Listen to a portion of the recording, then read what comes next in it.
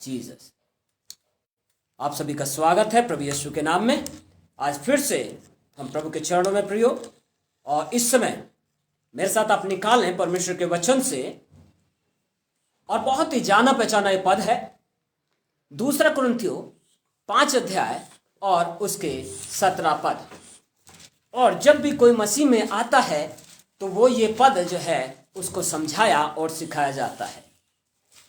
पर आज जो मैं आपसे बात करना चाह रहा हूं इस पद के अंदर, और ये पद ऐसा है कि हमें परमेश्वर ने क्या किया है, मसीह में बुलाया है, और मसीह में बुलाने के बाद हमें क्या कर दिया है, एक नई पहचान दे दी है।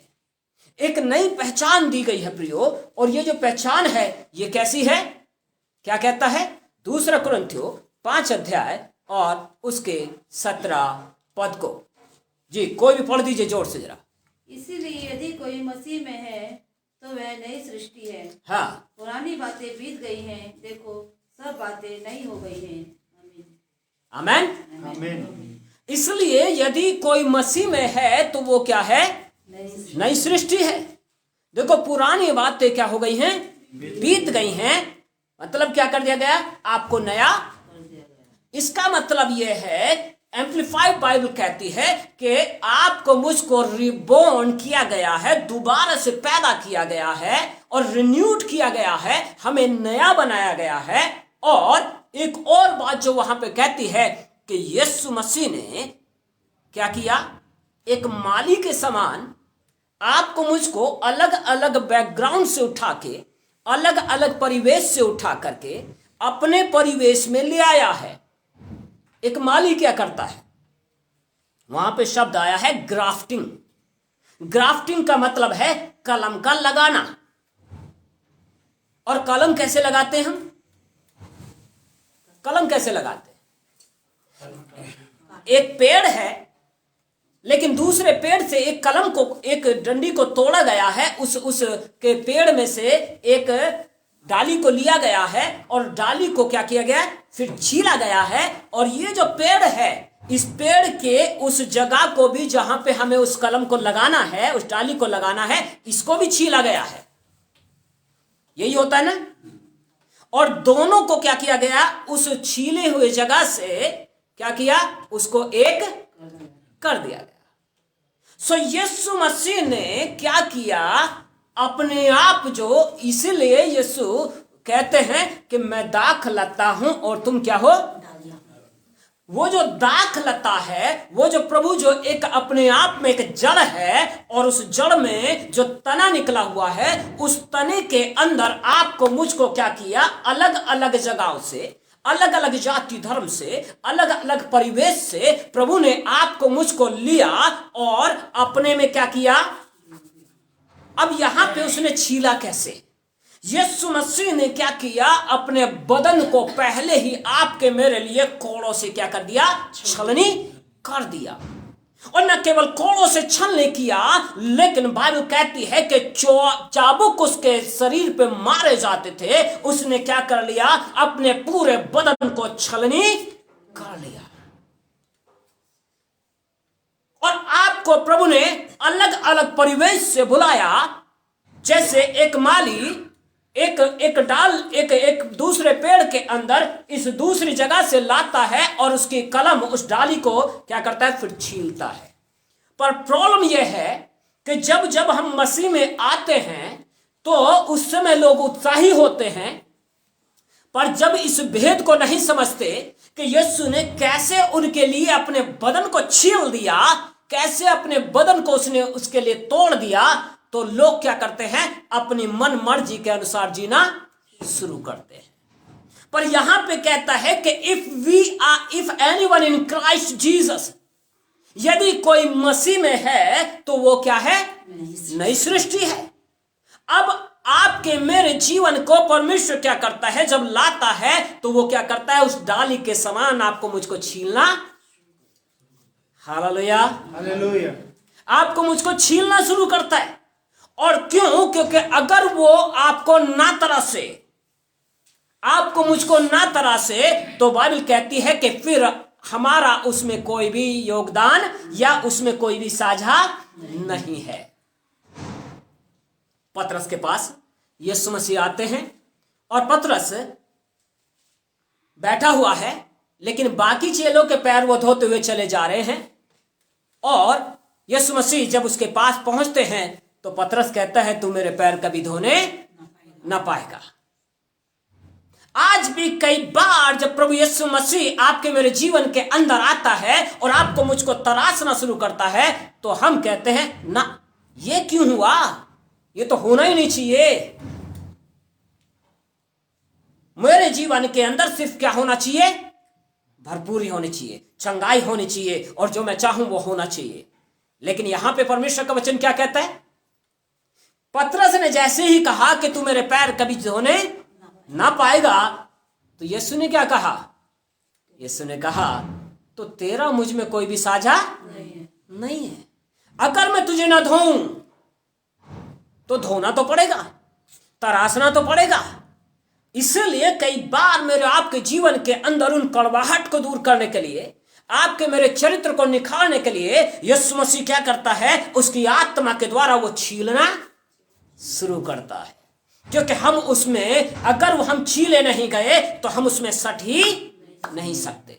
पर परमेश्वर क्या करता है? जैसे एक माली एक पेड़ में दूसरे पेड़ की डाली को लेकर के उसमें मिलाता है, और उसको कैसे मिलाएगा?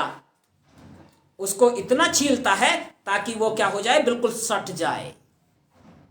ऐसे ही होता है ना कि उसमें वो सट जाए, और सटना जरूरी है, क्योंकि गैप रहेगा तो वो उसको पूरा पूरा जो पौष्टिक वो मिलना चाहिए, मिनरल मिलने चाहिए या दूसरी चीजें मिलने चाहिए, वो उसको नहीं मिलेंगी।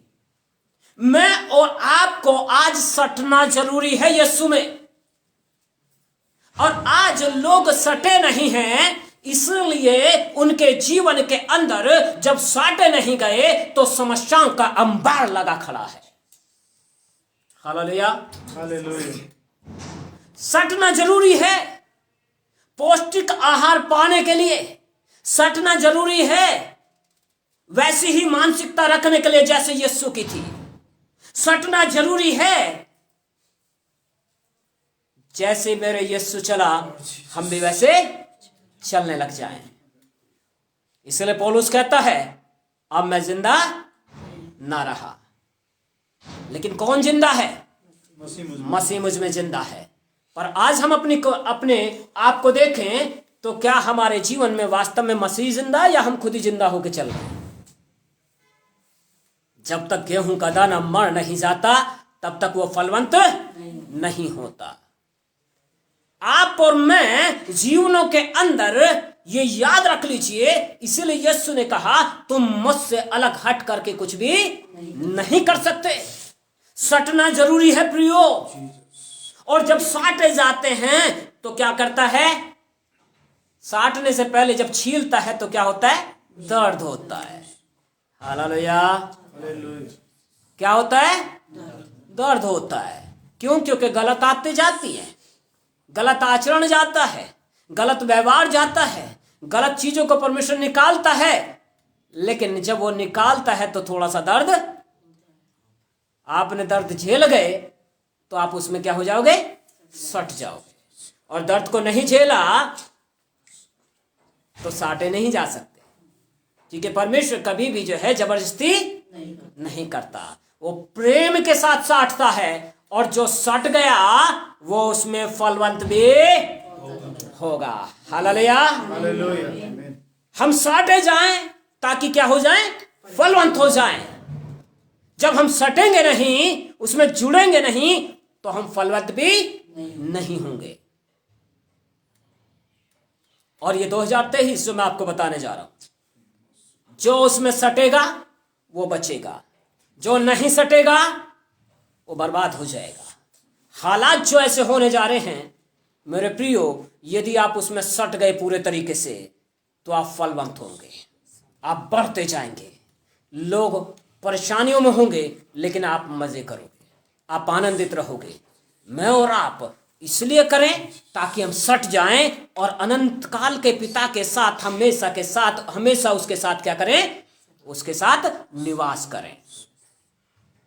यीशु मसीह आपको आनंदित रखना चाहता है। यीशु मसीह आपको जो है ऐसे जैसे आप आए हैं वैसे ही रखना नहीं चाहता, लेकिन आपको फलवंत करना चाहता है। पर फलवंत होने के लिए साटा जाना जरूरी है। और जब सटेंगे तो प्रियो वो सिखाना शुरू करेगा। मत्ती 11 में कहता है, मेरा जुआ क्या कर लो, अपने ऊपर उठा लो और क्या करो, मुझसे सीखो। इसका मतलब है मेरे अधिकार को मुझे अपने जीवन पे क्या कर दो, अधिकार दे दो, और अपने आप से कुछ मत करो, लेकिन जो कुछ करना है वो मुझे करने दो।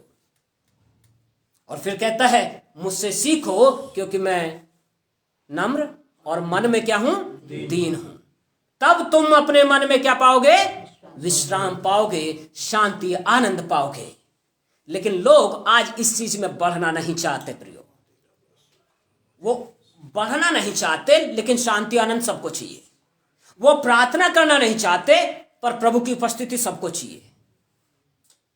वो वचन में समय गुजारना नहीं चाहते, लेकिन भेद सबको चाहिए, प्रकाशन सबको चाहिए। भाई ऊपर ऊपर से लड्डू नहीं मिलते, गहरे में कंदमूल मिलेंगे, तो गहरे में जाना पड़ेगा, गहरे में जाना पड़ेगा। कंदमूल ऊपर नहीं आते, कंदमूल कहां आते हैं, जमीन के नीचे। वचन में ऊपर ऊपर चलना नहीं है, वचन के गहरे भेदों में चलना है, ताकि हम उसमें से कंदमूल निकाल सके। आमेन। बिना भेदों के प्रकट हुए स्वर्ग का राज या अधिकार नहीं मिला करते। पतरस को तब तक नहीं कहा गया कि मैं इस पत्थर पे अपनी कलीसिया बनाऊंगा और अधोलोक के फाटक इस पे प्रबल ना होंगे, जब तक कि उसके अंदर भेद प्रकट ना हो गया, जब तक कि उसने ये बात को नहीं जान लिया कि जो मसीहा है वो कोई और नहीं, तू ही है। बाकी ने क्या कहा, कोई भविष्यवक्ता है, यूहन्ना बपतिस्मा देने वाला शायद जी उठा है, एलिया है, या भविष्यवक्ता उसमें से कोई एक। मैं और आप किस दौर चलना चाहते हैं? सटना जरूरी है प्रियो। नई सृष्टि ऐसे नहीं बन सकते, और जब नई सृष्टि बन गए हैं तो फिर कैसे करना है? मेरे साथ आप निकालिए यहेजकेल की पुस्तक और उसका 2 अध्याय और उसका 1 और 2 पद। यहेजकेल की पुस्तक उसका 2 अध्याय और 1 और 2 पद। देखिए क्या लिखा हुआ है। उसने मुझसे कहा, हे मनुष्य के संतान, उसने मुझसे कहा, हे मनुष्य की संतान। आप और मैं बेशक प्रभु में हो गए, लेकिन फिर भी हम क्या हैं? मनुष्य की ही संतान हैं। और परमेश्वर आज जब यहेजकेल से बात कर रहा है, तो इस 2023 के अंदर परमेश्वर मुझसे और आपसे भी बात कर रहा है कि हे मनुष्य की संतान, सुन ले, कान लगा ले। पर कान कौन लगाएगा? जो सटा रहेगा, दूसरा लगाने वाला नहीं है। यहेजकेल कहता है कि उसने मुझसे कहा, परमेश्वर ने मुझसे कहा, हे मनुष्य की संतान, क्या कर? अपने पांवों के बल खड़ा हो। अपने पांव के बल क्या कर? खड़ा हो जा। लोग पांवों के बल नहीं खड़े होना चाहते हैं। और क्यों खड़ा हो जा?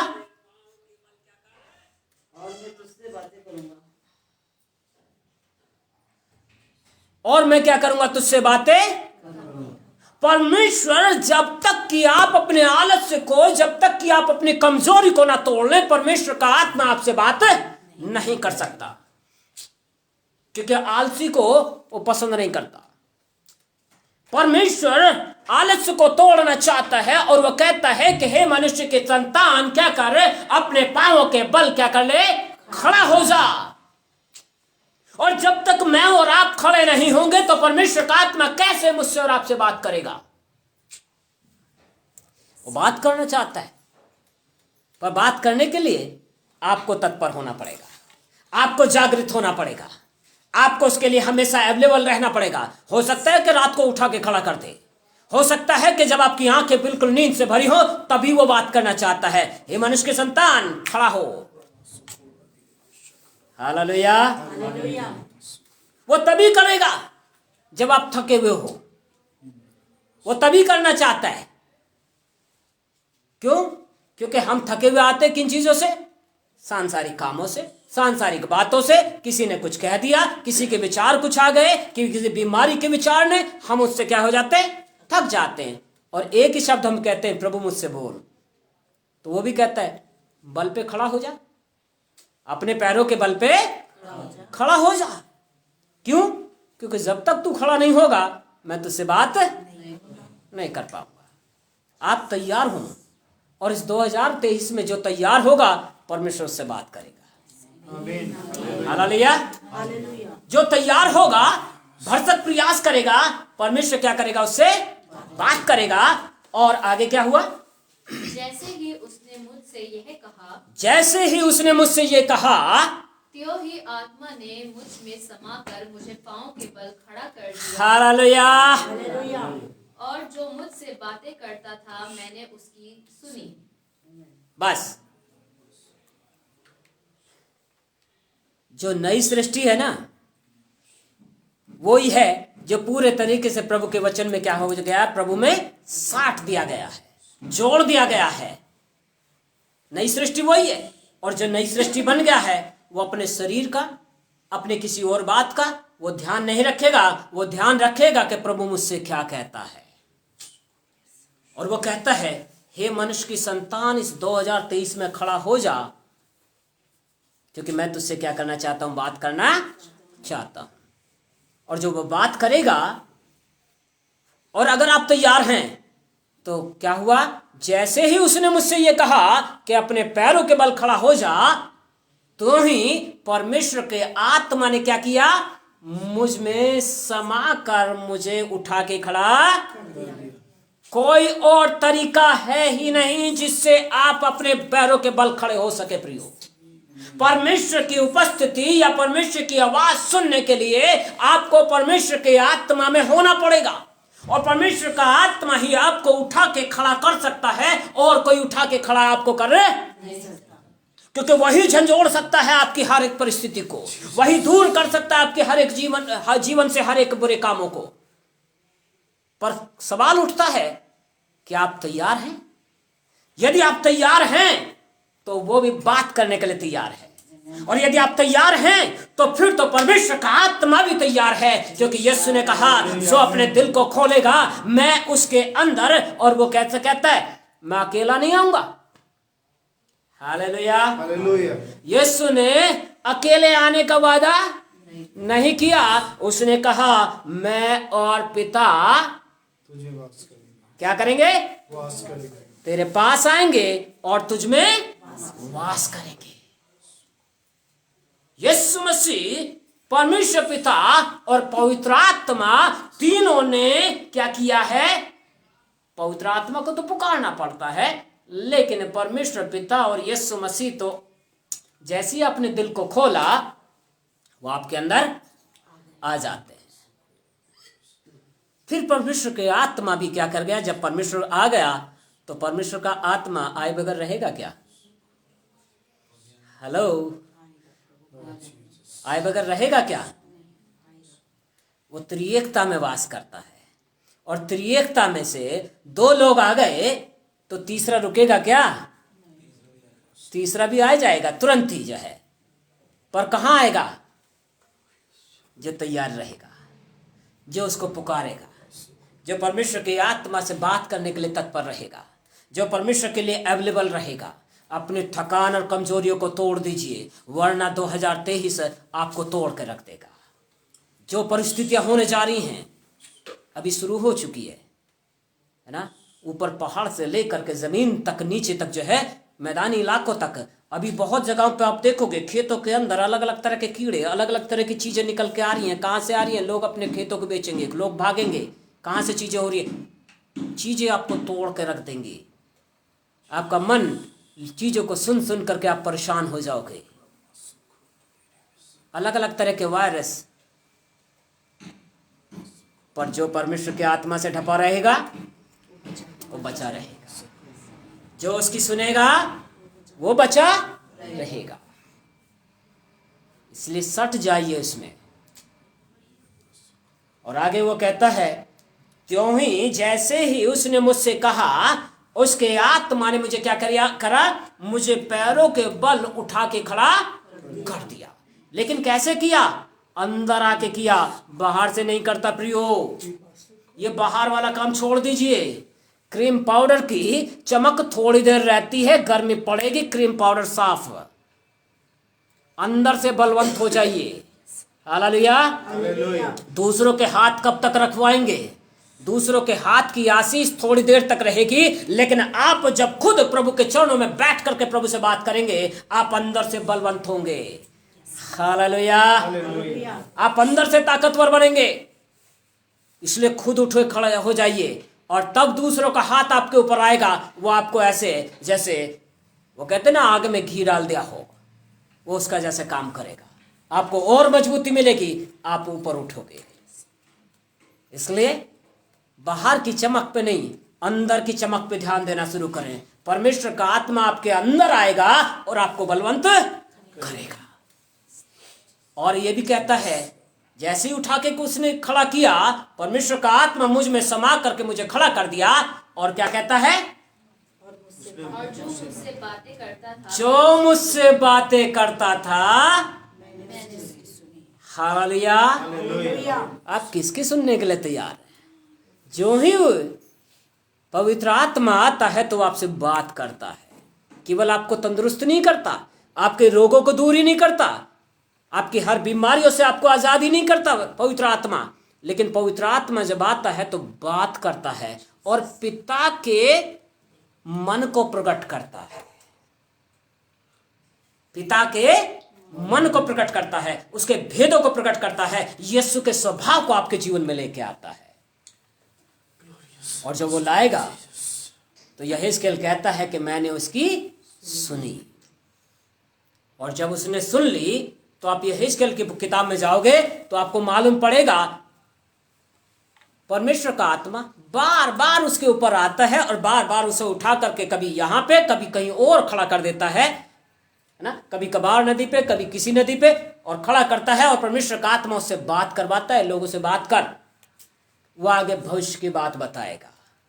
2023 में अगर आप वास्तव में जो है मजबूत होकर के चल दिए तो कोई दुष्ट की ताकत, कोई बीमारी, कोई सताव आपको जो है गिराने नहीं पाएगा।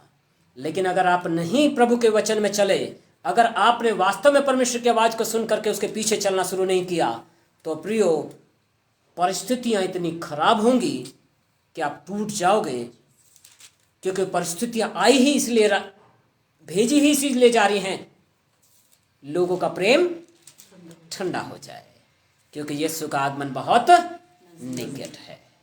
इसलिए प्रियो अपने आप को हम लोगों को ना देखें, परिस्थितियों को ना देखें, लेकिन परिस्थितियों से बाहर निकल के यीशु की ओर ताकना शुरू करें, उसके वचन में चलना शुरू करें और भरसक प्रयास करें संगति के लिए, भरसक जुड़ जाएं। क्योंकि वचन कहता है, तीमुथियुस कहता है, जितना उस दिन को करीब आते देखो उतना अधिक क्या करते जाओ, आपस में भजन संगति में अपने आप को रखो, मेल मिलाप में अपने आप को रखो, उतना ही एकजुट होते चले जाओ। आमेन। सो प्रभु आप सबको आशीषित करे। इसके अंदर और भी बातें हैं, लेकिन आज हम इतनी ही बातों को समझ लें तो मेरा और आपका जीवन जो है वो फलवंत हो जाएगा। क्योंकि डाली अपने आप से नहीं फलती जब तक कि तने के अंदर सट ना जाए।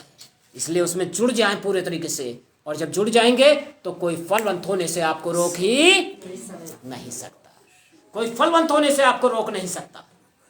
इसलिए बढ़िए और प्रभु में उठिए। ठीक है, आखिरी प्रार्थना में चलेंगे। पवित्र आत्मा धन्यवाद आपके पवित्र वचनों के लिए। मेरे यीशु धन्यवाद आपके जीवन को प्रकट करने के लिए, धन्यवाद आपकी मनसा को प्रकट करने के लिए प्रभु, कि आप 2023 में क्या चाहते हैं कि आपके लोग प्रभु जी आप में उठ के खड़े हो जाए और तेरी सुने प्रभु राजा, क्योंकि जो तेरी सुनेगा वो बचा रहेगा। पिता हमारी सहायता मदद कर, इस समय अपनी आत्मा दे प्राणों को पूरे घराने को, कलीसिया को प्रभु, उपस्थित एक एक जन को, और प्रभु जो ऑनलाइन है इन सबको भी प्रभु मैं आपके लहू में ढांप लेता, एक एक जीवन को यीशु के नाम से आशीषित करता। और पवित्र आत्मा अब इस समय तेरा अभिषेक हर जीवन के ऊपर जाए और ऐसा अनुग्रह कर ताकि हर एक जन तुझ में सट जाए प्रभु जी, तुझ में जुड़ जाए प्यारे पिता, और तेरी महिमा में हम सब बढ़ते चले जाए। ऐ पवित्र आत्मा, अब तेरा वो मस्सा, तेरा वो मृत्युंजय का सामर्थ हर शरीर, आत्मा, प्राण को छू ले प्रभु, ताकि हर एक जन बलवंत हो जाए और तुझ में उठ खड़े हो जाए। और 2023 में प्रभु हम देखें स्वामी कि प्रभु कैसे लोग करा रहे हैं, लेकिन तेरे लोग आशीषित हो रहे प्रभु राजा, तेरे लोग प्रभु आजादी में चल रहे पिता। हमारी सहायता मदद कर ओ प्रभु, ऐसे ही तेरी उपस्थिति में रहने के लिए और तेरी सुनने के लिए पिता, और मानने के लिए हम तत्पर हो जाए पिताजी। एक को प्रभु सामर्थ्य यीशु नाम में प्रभु मैं आशीषित करता, हर एक जीवन से हर तरह के बंधन चल जाए, रोग मिट जाए, और प्रभु तेरी बातों में बढ़ते चले जाए। पवित्र आत्मा निरंतर अपने में लेके चल। धन्यवाद के साथ ये प्रार्थना उद्धार करता यीशु जी आपके नाम से मांगते, amen. God bless you all. प्रभु आप सबको आशीषित करे।